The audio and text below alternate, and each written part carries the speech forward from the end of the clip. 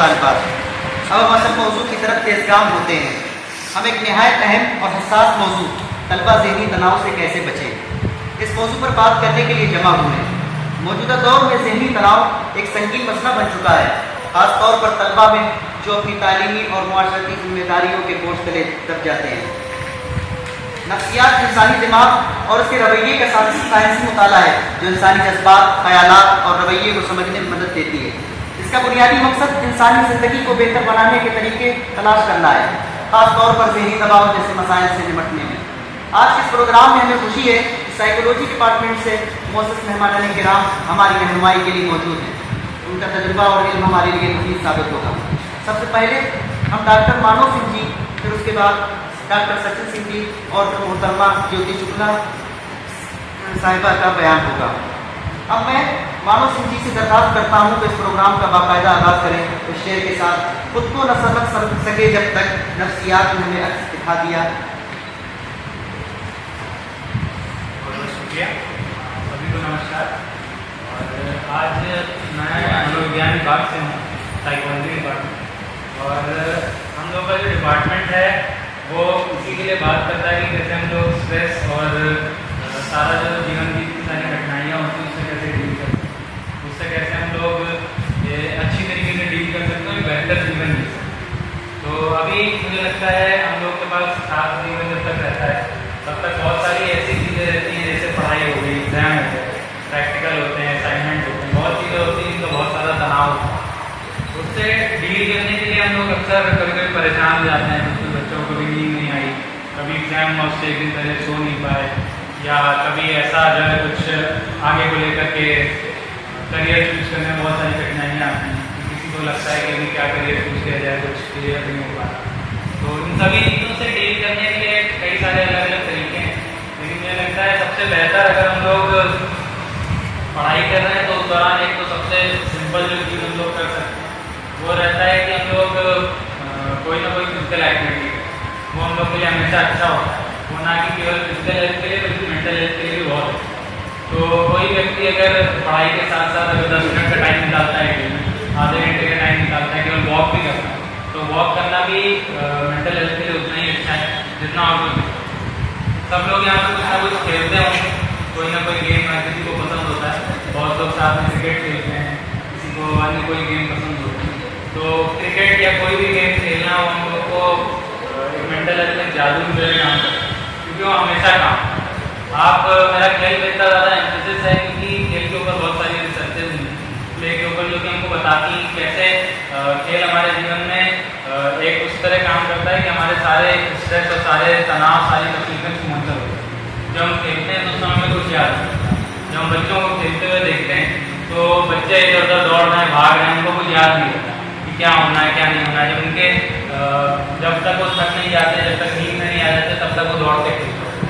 तो मेरा कहना ये होगा कि सबसे पहला सुझाव, सबसे आसान सुझाव कि सब लोग कुछ ना कुछ खेला करें, सब लोग एक फिजिकल एक्टिविटी ज़रूर किया करें। ये मेरा पहला सुझाव। दूसरे नंबर पर मैं कहूँगा कि पढ़ाई को कभी भी पढ़ाई एक्टिविटी जो हम लोग का एकेडमिक उसको कभी भी बहुत ज़्यादा सीरियसली है, क्योंकि अगर हम बहुत ज़्यादा सीरियसली जिस चीज़ को लेना शुरू कर देते हैं वो हमेशा दिक्कत का कारण होता है। तो बहुत सीरियसली ना है, एकदम लाइटली जैसे पढ़ाई कर ली आराम से करें, जितना पढ़ा जा रहा है उतना पढ़ें। बहुत उसको दिमाग पे सवाल होने की ज़रूरत नहीं है कि अब क्या होगा, आगे क्या होगा, हम क्या कर पाएंगे, क्या नहीं कर पाएंगे। तो सबसे अच्छा रहता है कि हम आराम से पढ़ाई को लाइटली लेकर के पढ़ाई को करें, खेल को खेल। एक बार में एक ही काम करेंगे तो वो हमारे लिए बहुत बेहतर है। एक तो चीज़ ये है, इसके अलावा मैं बताना चाहूँगा कि एक आधी जो हॉबी होती है, हॉबी अगर हम लोग कोई पकड़ सकते हैं तो बहुत अच्छा है। ये सब मैं जितनी चीज़ें बता रहा हूँ सब प्रिकॉशन है। प्रिकॉशन मतलब हम लोग क्या चीज़ें पहले कर सकते हैं कि हम किसी मेंटल हेल्थ इशू में ना हो। क्योंकि बहुत बार मैं देखता हूँ बहुत सारे बच्चे हैं जो पढ़ाई में इतना ज़्यादा मशगूल हो जाते हैं कि उसके बाद उनको आगे की चीज़ें और दिखाएंगी, तो वो ना करें। जीवन को जीवन देने से पढ़ाई को उसका एक हिस्सा है, तो बहुत अच्छा है। इतना कहना चाहूँगा मैं। किसी को कोई प्रश्न कोई कुछ पूछना चाहूँगा? हॉबीज में आप सबसे सिंपल होता है, जैसे बहुत सारे लोग यहाँ गाना गाए, बहुत सारे तो वो बहुत इजी है। पेंटिंग होता है, ड्राइंग होता है, आप किसी भी तरह का स्कल्पटिंग होता है, आप कोई गेम को हॉबी बना सकते हैं।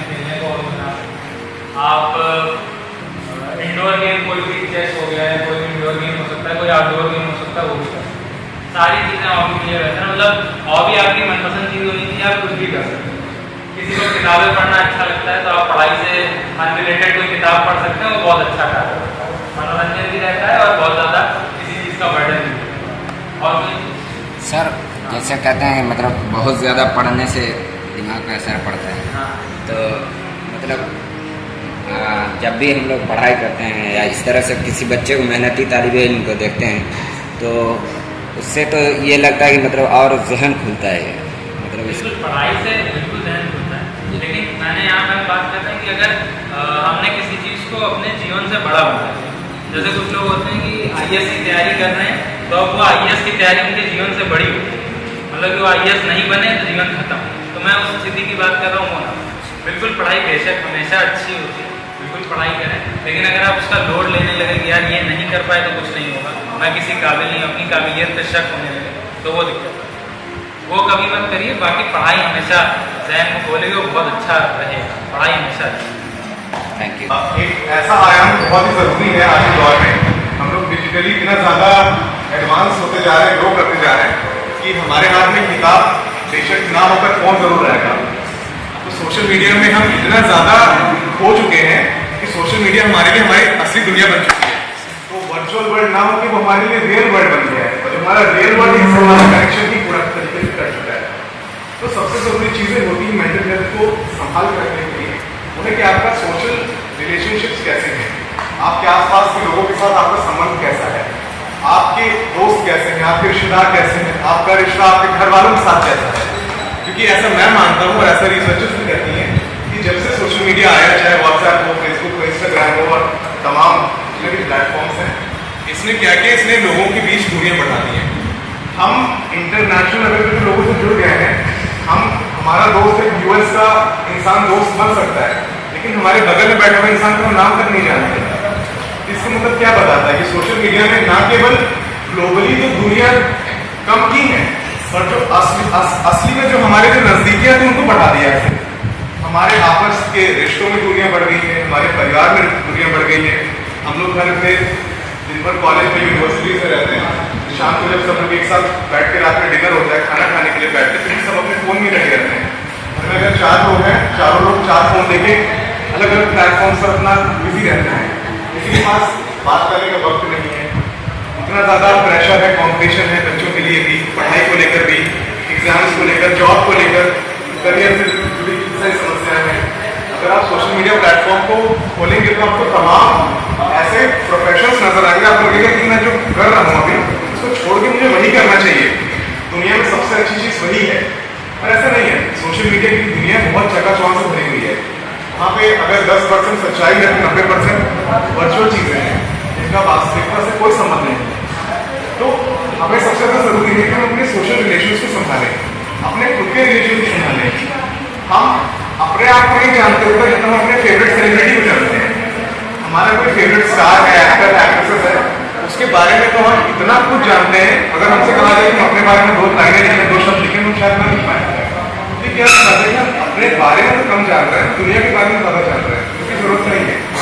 सोशल मीडिया ने सिर्फ दुनिया पैदा करने का काम किया है ऐसा नहीं कहूँगा मैं, सोशल मीडिया ने बहुत सारे अच्छी चीज़ें भी की हैं, लेकिन वो डिपेंड करता है कि आप कितना यूज़ करते हैं। यूज़ और मिस यूज़ की बात आ जाती है। आप किसी हद में रह के उस चीज़ को इस्तेमाल करेंगे तो उसका यूज़ रहेगा, टेक्नोलॉजी आपके लिए एक खून की तरह काम करेगी, वो आपकी मदद करेगी।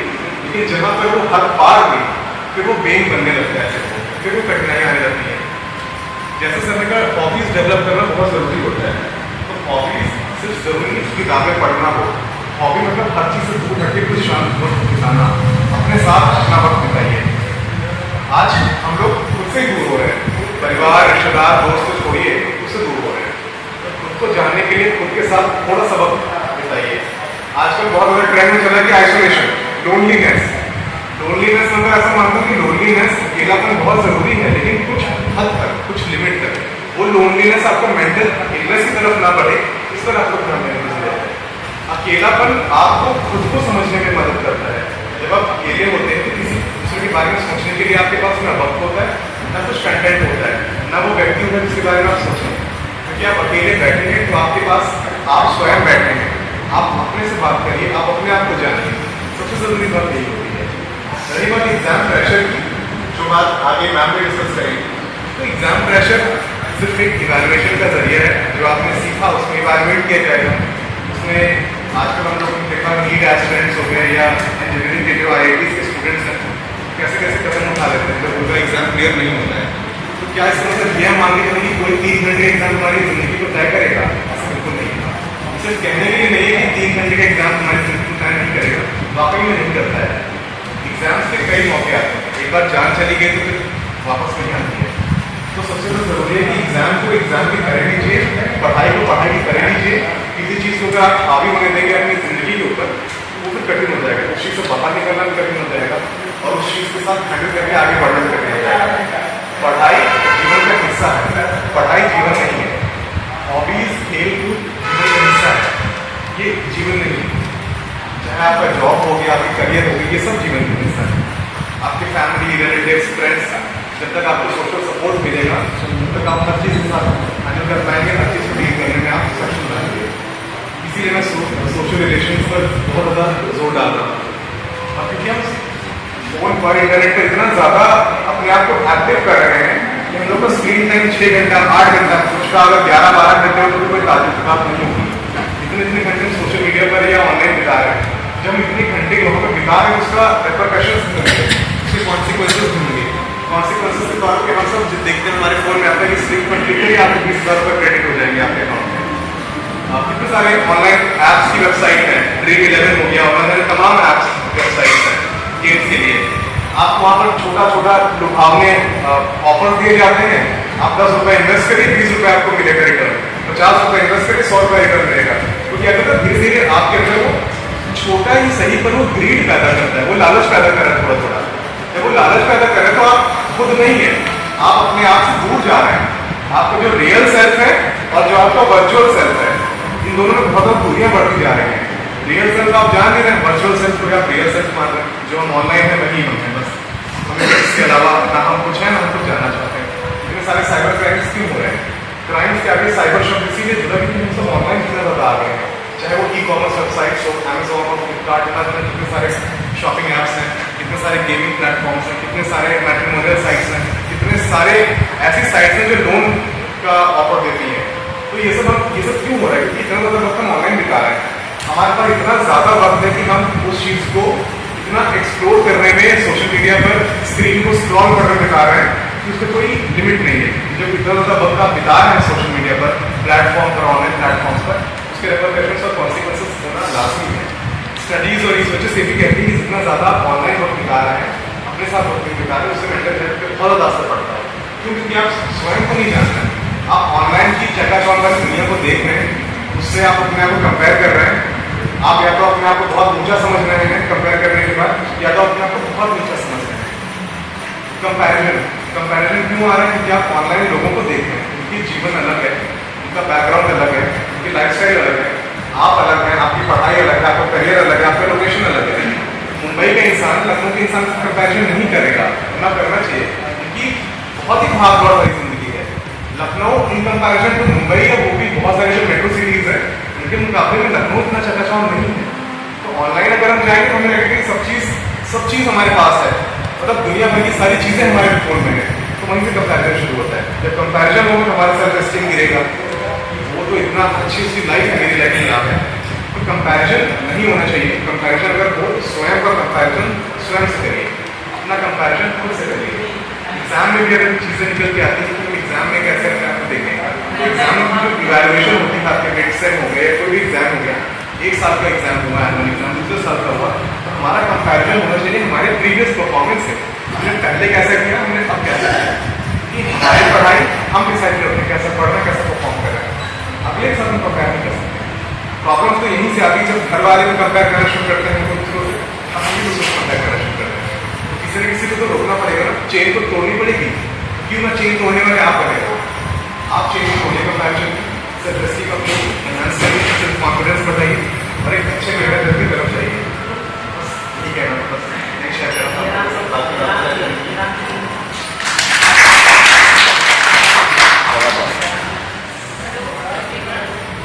मेरा नाम ज्योति शुक्ला है, मैं एक साइकोलॉजी में हूँ। तो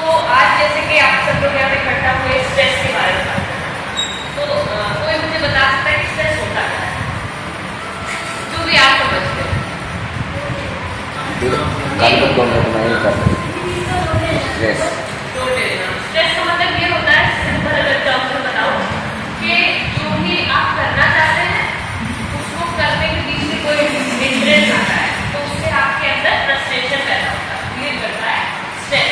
ठीक, सिंपल समझ में आ रहा है जी। तो ये स्ट्रेस अब कहने को, जैसे हम साइकोलॉजी में पढ़ते हैं कि स्ट्रेस जो है अगर ऑप्टिमम लेवल है, ऑप्टिमम लेवल का मतलब एक इतने अमाउंट में है कि मतलब कहें कि मात्रा उसकी सही है तो आपका परफॉर्मेंस जो है बढ़ रहा है, अच्छा होता है। लेकिन वही अगर बढ़ गया, ज़्यादा बढ़ गया तो आपका परफॉर्मेंस एकदम से गिर जाए। ठीक, तो कहते मेरा ये बताने का मतलब ये था कि थोड़ा स्ट्रेस जो है, जैसे अक्सर लोग बहुत कंप्लेन करते हैं कि मुझे अरे बहुत स्ट्रेस, तो ये एक ऑप्टिमम लेवल का स्ट्रेस नेसेसरी है हमारे लिए, क्योंकि वो हमें अच्छा परफॉर्म, मान लीजिए आपका एग्जाम है और आपको कोई टेंशन ही नहीं हो रही थी एग्जाम में, तो क्या आप पढ़ेंगे? कोई नहीं पढ़ेगा। तो थोड़ा ऑप्टिमम लेवल का स्ट्रेस इम्पोर्टेंट, लेकिन जब ये बहुत ज़्यादा एक्सट्रीम हो गया, ठीक, एक्सट्रीम का मतलब आप कैसे जानेंगे कि एक्सट्रीम हो गया? कोई साइंस हो गया, जैसे कि आप एग्जाम हॉल में बैठे, आपने सब कुछ पढ़ा है लेकिन लिखते समय आपके हाथ कांप रहे हैं, आप लिख ही नहीं पा रहे, अचानक से बच्चे जोन आउट हो जाते, बेहोश हो गए, नहीं लिख पा रहे, तो ये इसका मतलब कि उन्होंने बहुत ज़्यादा स्ट्रेस किया।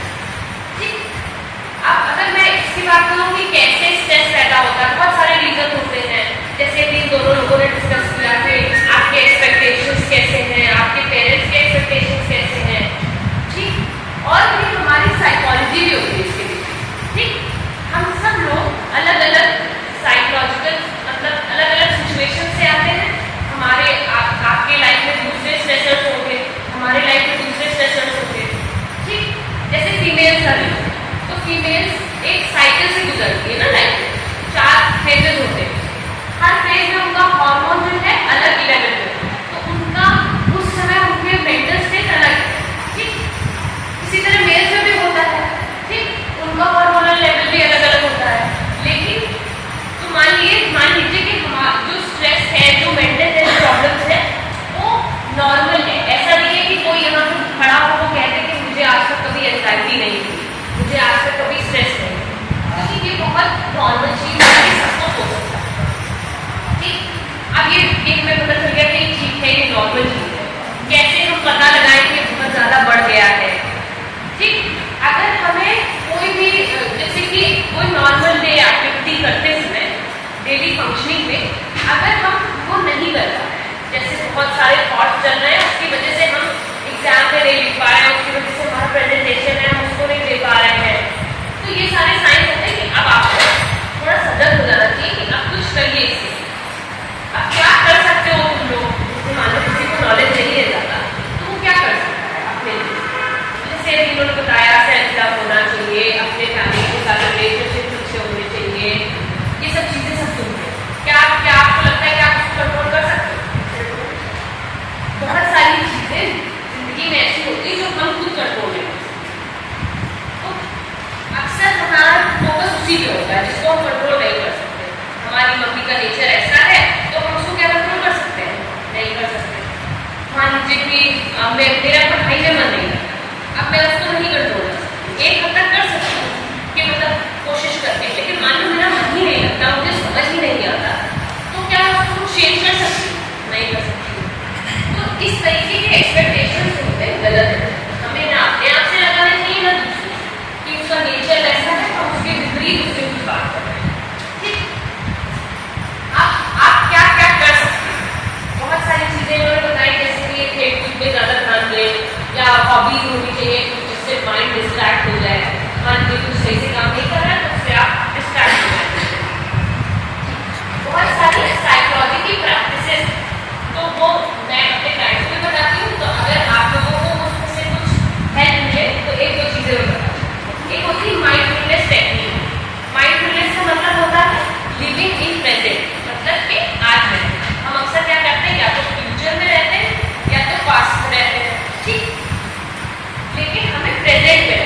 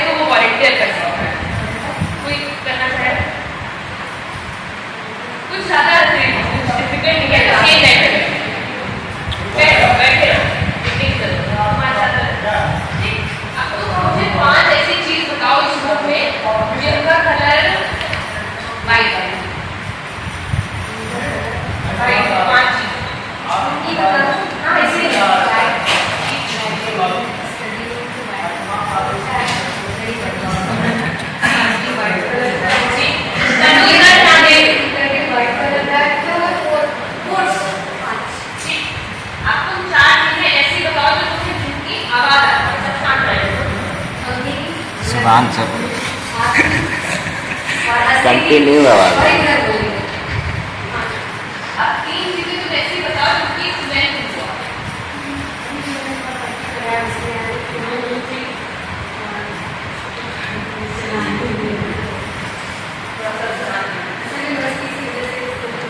आवाज आ रही है? मुझे ये बोल रही है आवाज नहीं आ रही। मैम का सवाल समझ में आ रहा है ना? हाँ मैम कब तक ये जो मैं तुमको टेक्निक बताने वाली हूँ वो उसके साथ करके दिखा रही हूँ। ये तुमको अपने ऊपर कर सकते हो, सब कुछ नहीं है कि इसमें मेरी जरूरत पड़ेगी। ठीक, आपने अब 2 चीजें ऐसे बताई तो आप फील कर सकते हैं बॉडी इस समय। आप कपड़े पहने होंगे वो टच हो रहा है, चश्मा पहना होगा वो, क्या क्या इन सब चीजों पे आपका ऐसे ध्यान जाता है? नहीं जाता। आप कुर्सी पे बैठे हैं, आपको एक पॉइंट में बॉडी अडैप्ट होगा, आपको नहीं ध्यान जाता कि हाँ कुर्सी टच हो गई है।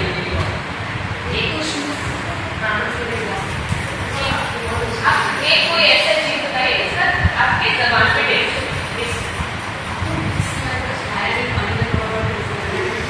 यही होगा, ऐसा नहीं है कि आप। तो अगर ये प्रैक्टिस आप खुद से डेली सुबह उठ के एक बार करते तो इससे क्या होगा, आप प्रेजेंट में फील करेंगे। ट्राई करके देखोगे तो पता चलेगा कि काम कर रहे हैं कि नहीं।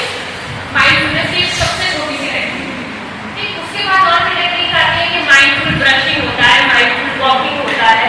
आप जब ट्रैवल कर रहे हैं वो रास्ते में तो माइंडफुली ट्रैवल करो, ईयरफोन लगा के ना। तो ये सारी चीजें जिससे आपको प्रेजेंट में रहने की वो मिलती है, जिससे आप उल्टा सीधा नहीं करोगे। ओवर थिंकिंग अभी मैं पूछ लूँ तो सब कहेंगे मुझे ओवर थिंकिंग होती है, मुझे ओवर तो इससे आप मैनेज कर सकते हैं। दूसरा, जब आप बहुत ज्यादा कंट्रोल में नहीं है, आपकी दूसरी चीज बहुत ज्यादा थॉट्स आ रहे हैं, कोई चीज नेगेटिव हो गई, आपको लग रहा है सिर्फ मेरे साथ ही। ठीक, तो अब ऐसे सिचुएशन में आपके हाथ में कुछ नहीं, तो एक पेपर उठाओ, पेन उठाओ, उसमें लिख जो भी तुम फील करो। ठीक, उससे क्या होगा, एक पॉइंट पे तुम्हारा दिमाग लिखते जाओ, एक पॉइंट पे वो चीज कम होती है करके देखोगे ये सारी चीजें इंशाल्लाह। एक पॉइंट पे वो चीजें आपके दिमाग से जाने लगेंगी और आपको ये रियलाइज होगा कि आप फालतू में इतना इसकी कोई वैल्यू ही नहीं। ये करके देखो, अगर फायदा नहीं होता है तो मेरा नाम बताइए। अब आप लोग खुद किसी को कोई डाउट हो, कुछ पूछना हो तो वो पर्सनली फेस करते हो।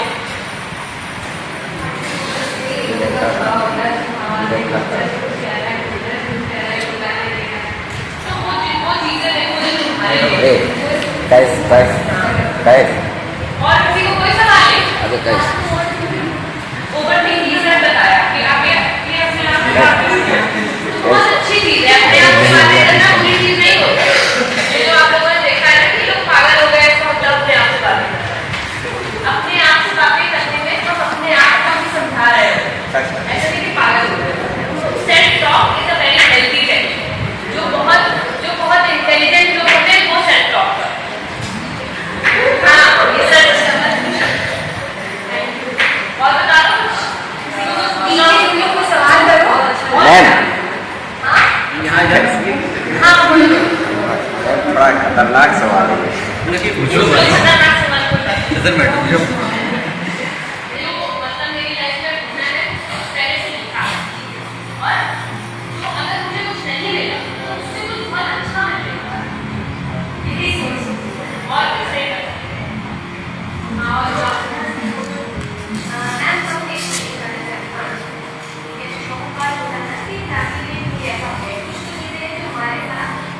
बताया कि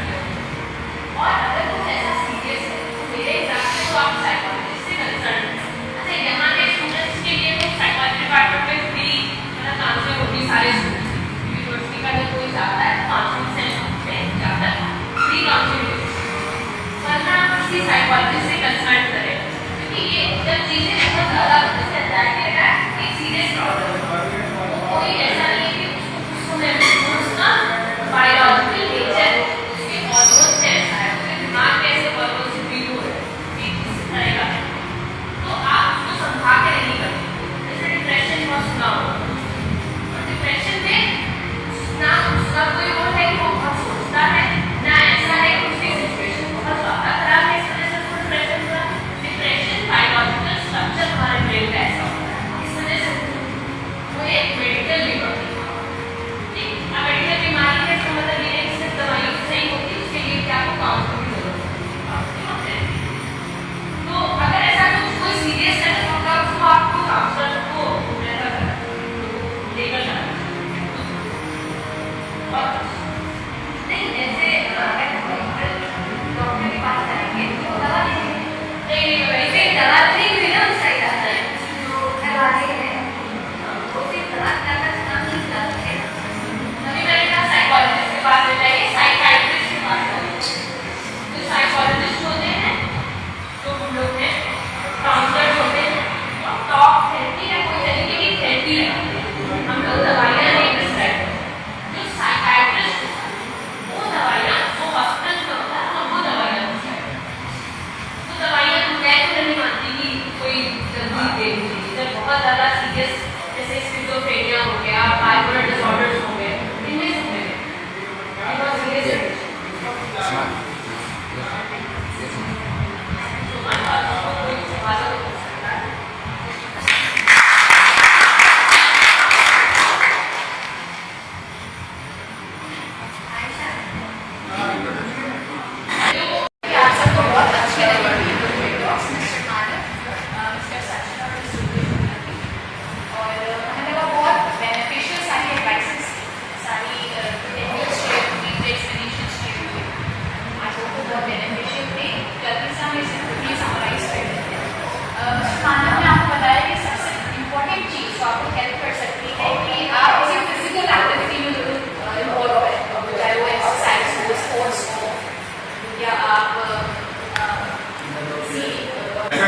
आप लोग कोई सवाल करिए, कोई क्वेश्चन करिए, किसी के ध्यान में कोई सवाल हो। जैसा नाम पूछिए कि कौन सी ऐसी बुक्स हैं जो आपके सिलेबस की तो ऑब्वियसली नहीं है, जिनको पढ़ के आपको बहुत बेनिफिट लगेगा। तो दो बुक्स हैं, एक है the courage to be like, दूसरी है the courage to be dislike. ये दो बहुत बड़ी समस्या है जीवन में कि हमें कोई अच्छा लगता है या हमको कोई पसंद करे, ये भी बहुत बड़ी समस्या है। हमें लगता है कि नहीं कोई हमें पसंद नहीं करना चाहिए। दूसरी है the courage to be dislike, अगर कोई हमें नापसंद करता है वो बहुत बड़ी समस्या है। तो इसका भी हमारे अंदर करेज होना चाहिए, एक हौसला होना चाहिए कि अगर कोई हमें पसंद नहीं कर रहा है तो उसके लिए भी हम स्ट्रांग रहें। तो ये जो दो बुक्स है ये अगर इंसान पढ़ ले, करेज टू बी लाइक और करेज टू बी डिसलाइक, बहुत ज़्यादा इंपॉर्टेंट रहेंगी और बहुत ही ज़्यादा अच्छी लगेगी आपको पढ़ने में भी। ये कोई स्ट्रक्चर्ड सिलेबस के टाइप में लिखी गई है, ये आम भाषा में लिखी गई बुक्स है। ये बुक मुझे लगता है कि अच्छी है, पढ़नी चाहिए।